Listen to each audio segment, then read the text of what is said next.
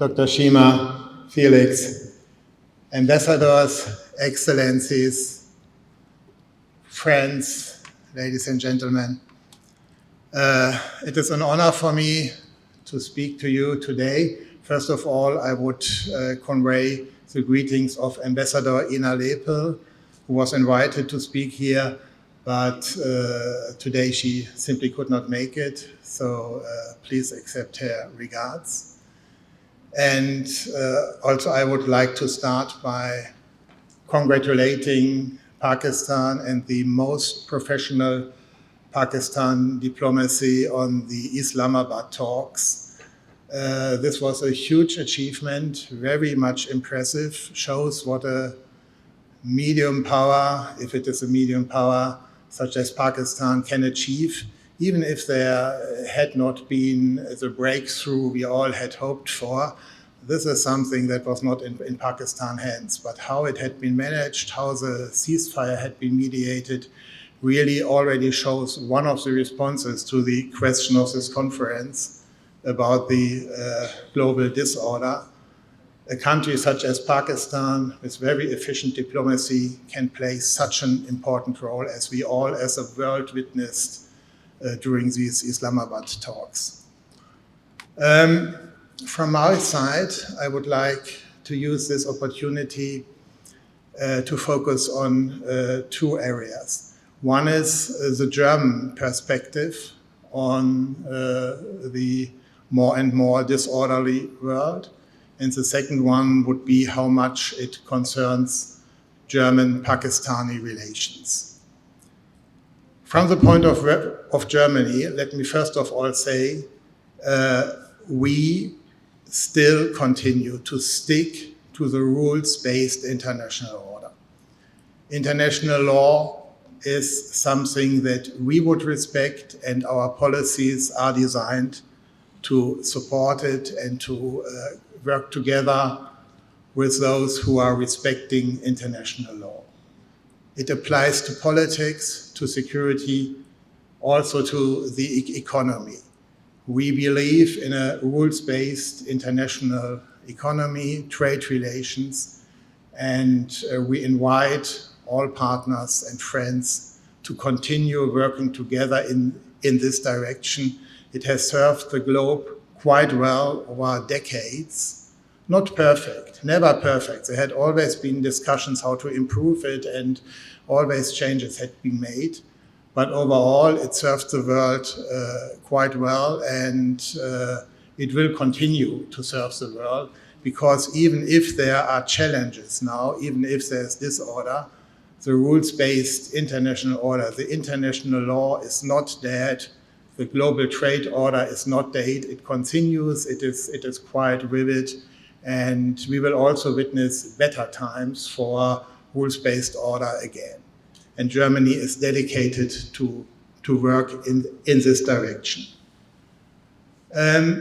We especially witness it in the case of Europe, which for many areas, both foreign policy, security, as economy, is of course the center of Germany's attention, most important region for us. And Europe, we are really proud. I have here the Dutch ambassador, the colleague from Romania, probably some others. Europe is working in a rules-based way. European Union is a huge success. It's 27 member countries who decided to base their relations on a set of around 40,000 pages of law. This is not power policies, this is not anything else. If this is not rules-based, what would it be? And we witnessed it a few days ago. My friend from the Turkish embassy told me, "Oh, Arno, I never believed you cannot bring Cyprus to be a little bit more forthcoming towards Turkey in the association talks between Turkey and the European Union, because we thought Cyprus is such a small member state, and if you want to do it, you can." And European Union always answers, no, it's about law. And he said, now with Hungary, as the only country not or vetoing the credits the European Union wants to give to Ukraine. And Hungary can do it. The Turkish colleague said, yes, now I'm convinced it is about law. Because whatever, how we liked it or not, what the Hungarian Prime Minister did in not green-lighting credit lines from European Union to Ukraine. We might not have liked it, but it was the right of Hungary to veto it, and so it had to be accepted. A small country, and all the 26 others of another opinion. But it was enshrined in the treaties by law. And now, this I also want to stress here, this is a very, very good day for Europe and for the European rules-based order, because yesterday evening it became clear that the Hungarians voted the illiberal democracy out of power, the right-wing populism out of power, and brought in a new government which, as far as we can see it, will be much more anchored into the values as Europe again. And so this also shows rules-based order is working. The Hungarians in free elections voted for a new government, and this is a great news for Europe. Having said this, our economies are based on this rules-based order in Europe, and it's a huge success. I don't know how much of the wealth of the European countries depends on this economic interaction that we have, this tearing down of all economic borders within Europe. A country of the size as Poland, which is around 25th place in global economy, in the global economies, is for Germany, I don't want to mislead you, somehow the fifth biggest trading partner, because it's our neighbor and there are no borders to the trade. There are no limits, so it can work out. And it is for us, in trade terms, much more important than Russia, for example, the much bigger Russia. It was the case even before the sanctions, before the war. So this shows how much rules-based order and economic cooperation can help you boost trade. That's why we are so much the champions of Europe and want Europe the European Union to be successful.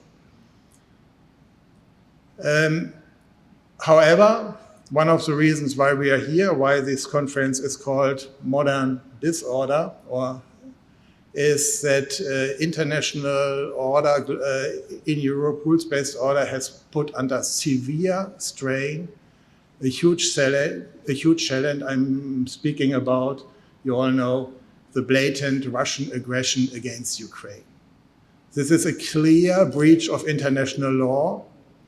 There are many United Nations resolutions clearly stating it, where vast majorities of United Nations members declared it a clear breach of international law. And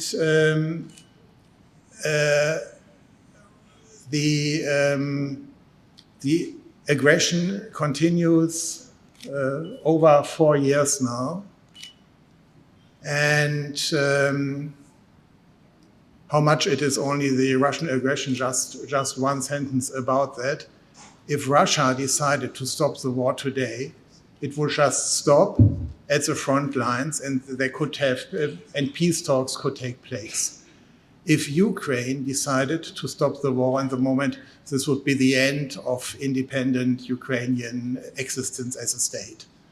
I mean, nothing else than this shows you how much it is about Russian aggression here.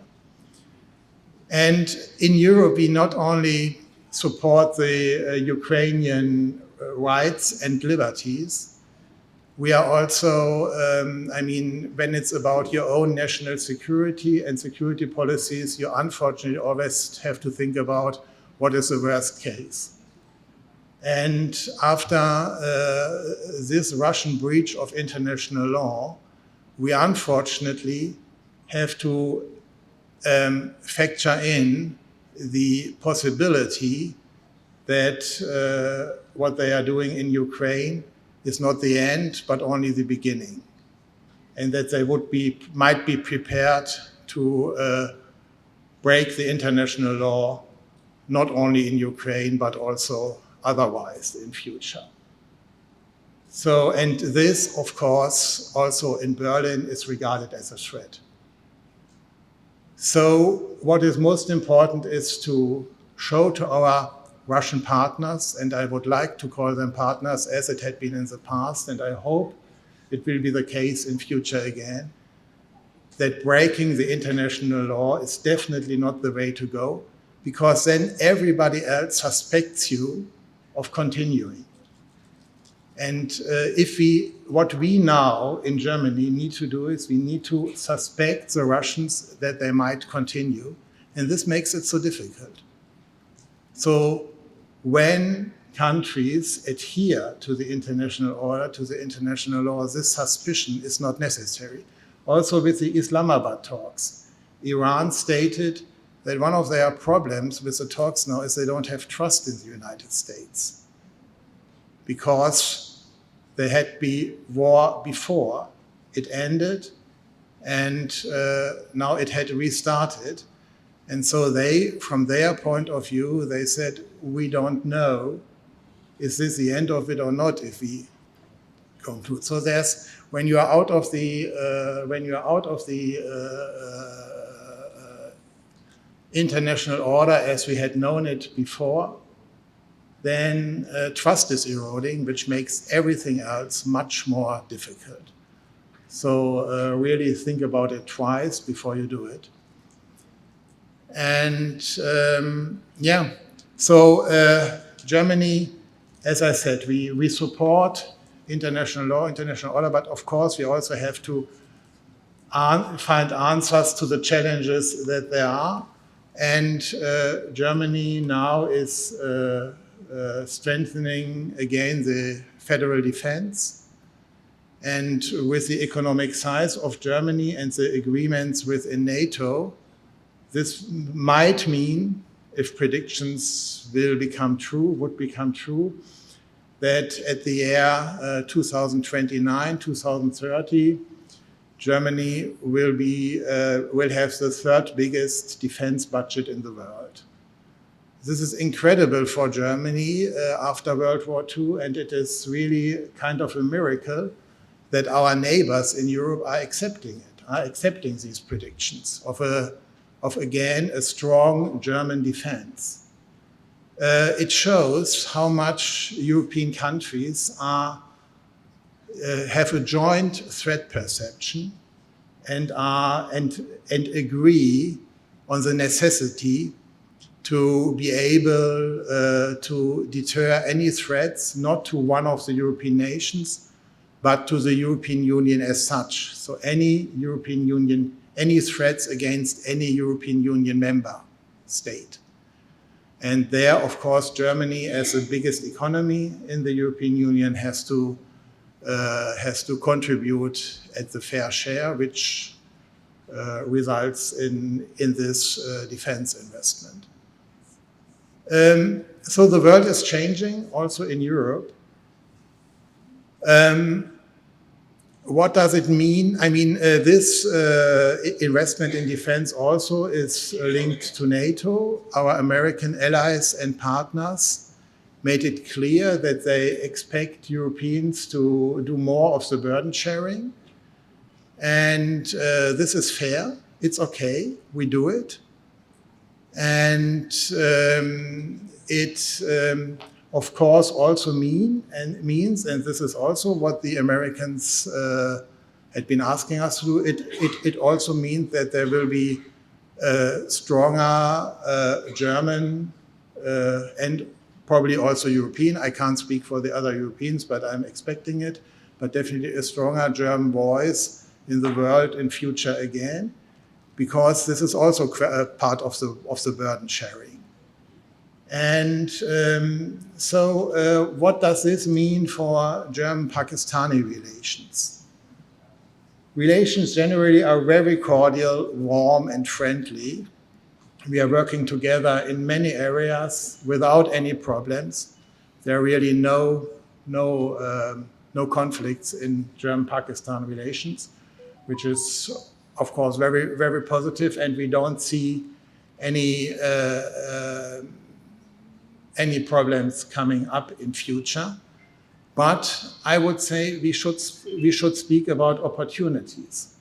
What are the opportunities that we might jointly reach, and how could we fail? So as I said, for Germany, it is very much about a rules-based order. And with Pakistan, we have, of course, the international agreements. Pakistan is a constructive member of the United Nations, Germany is, and so on. So all that is linked to the United Nations and the conventions of the United Nations. But of course, through the European Union, we are also linked by the GSP Plus framework. And also here, I think it is obvious that we would think that abiding and following the agreed order, what both sides have said they will do, should be done. This will create opportunities for all sides concerned, for Pakistan, Germany, for all the Europeans concerned. And of course, as the global order is under such a challenge, for us it is even more important than it had been in the past to stick to it and to make sure that it is not just paper, but it is something we mean, something that is really important for us. And also sometimes I realize this is not by accident, but it happened for good reasons. In the past, Europeans were not that visible. Germans were not that visible in Pakistan during, for example, this 20-year war in Afghanistan, because the Americans were much more visible, and Germany as a NATO ally was also part of this, but basically, we were very much supporting the Americans, and we were not that visible. Now, I think in the world as it is reshaping now, Germany will again become more visible, and I suspect the European Union and other Europeans also. I don't know, but I'm expecting it. And for example, sometimes I realize that Pakistani friends, for very good reasons, because you have your experiences in the past, you knew that you could speak to the West through the Americans and it would work. And some Pakistani friends might assume if we have anything to discuss with the International Monetary Fund, we should speak to the Americans, and this might do the trick. I think it is important to note that the voting rights in Washington in the International Monetary Funds, the IMF voting rights of the European countries together are far more than the American voting rights. And I think in a world where the transatlantic burden sharing is changing, and the American allies and friends are demanding Europeans to take up more of the burden sharing, it is also important to note that then if we do more of the burden sharing, speaking, for example, about the International Monetary Fund, also means speaking to the Europeans who do have these chairs in the International Monetary Fund. So there are quite some areas where I think that Pakistani-German relations in future might flourish much more, might become much more intensive, and we can, I think, reach very good results. Also, we are very, very supportive of the Pakistani policies on legal migration, orderly migration. Pakistan is doing a really good job here. Informal illegal migration from Pakistan to Germany has come down to really to very low figures, but we are witnessing more formal migration into our workforce, and this is something we really support and we want to continue and we want to strengthen. There are also huge opportunities for Pakistani, German or European economic cooperation. For the first time ever, at the end of this month, Islamabad will witness European Pakistani Business Forum. In the past, we had sometimes done it nationally, but end of April, we will do it on the European level as a European Pakistani Business Forum, and this will show how many European enterprises, companies are present in Pakistan and what are the opportunities. The European Union is by far Pakistan's biggest export market, far bigger than United States or China or whosoever. So also here, there are huge opportunities which we should grasp together to work for a rules-based international order and to overcome international chaos, as Dr. Shima has put it, and to work for the flourishing of both Pakistan and Germany. Thank you so much.